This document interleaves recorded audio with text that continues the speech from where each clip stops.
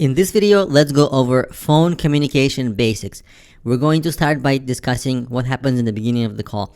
You should treat the call as a meeting. So when you start any meeting, there should be a goal for the meeting. Otherwise, there's no point of the meeting. So you find the goal either before the call or in the beginning of the call.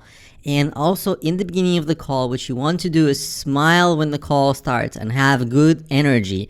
That is going to immediately start the call at a positive level, in a good way, and in a friendly way, and that represents a great start for the call. So smile, be enthusiastic when you answer the phone or when you call. That's the first thing. If you're answering the call, you would say something. Hello, Alex Kinedinik, that's me. So I would say, Alex Kinedinik speaking. How can I help you? If I don't know who is calling. If it's a generic answer, you'd say, hi, you reached something company. How can I help you? So that question, how can I help you, establishes the goal of the call. They'll tell you how they can help you. If you are calling, you start by saying who you are. Hi, my name is so-and-so from Problemio.com, and I'm calling about such and such thing.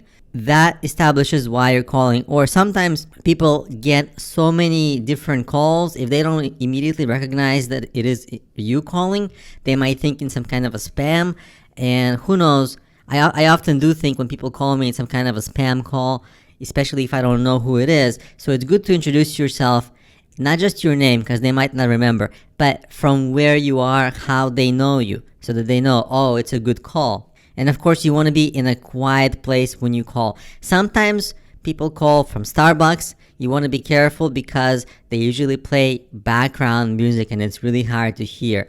So coffee shops, restaurants, that's not a good place to do calls usually. It's very distracting. At times, I do calls while walking. It's very distracting. Also, I kind of make it work by apologizing a ton, but it's not ideal. Sometimes people do calls while driving. It's okay. It's not ideal. There's a balance between being in a quiet place and having the time. So if you drive and your commute is like an hour, you can do some calls there. They're not going to be ideal, perfect calls.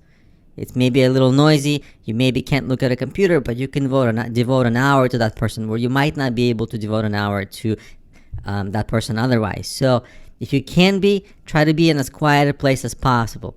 Options for this are, because I do calls outside, I have really good headphones that block out external noise, and I have a relatively new phone with a good microphone so that the person can hear me even though there might be noise externally. So sometimes your equipment actually helps you do the calls better, even if it's noisy around.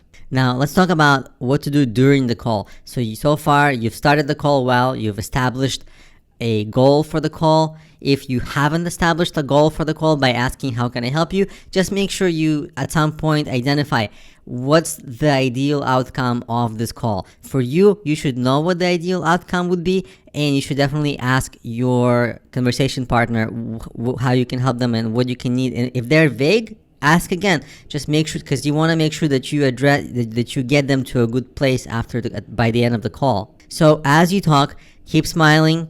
It's easy to stop smiling because you know they're not seeing you, but keep smiling because they can hear that in your voice. And address the person by name. That's a common phone conversation technique to make the call more personable, because sometimes just having a call is not that personable. And if you can say, Steve, just them hearing their name actually kind of makes them feel a little better. It's just a common thing in phone communication. Also, enunciate and be patient, because a lot of times they won't hear. The connection might be bad. You want to pronounce every word well so that they understand what you're saying, and practice active listening. So be fully in that conversation as much as possible. And at the end of the call, ask them if there's anything else that you can help with, or if they got what they needed. Because just in case that something didn't go right and you assumed they got what they needed but they didn't, that would be their chance to tell you, hey, I have just one more question. Can I ask you one more thing? And you'll say, sure, because you want to make sure that they're in a good place at the end of the call. So those are phone basics. Just be patient, be relaxed. Even if they get frustrated because they can't hear, you're the one who has to be patient. Keep smiling. And as long as you do active listening, you shouldn't test their patience too much, because you'll be on top of the conversation and you'll be addressing what they need and providing that for them. So These basics will take care of making sure that the calls go smoothly and both parties get what they need from the calls.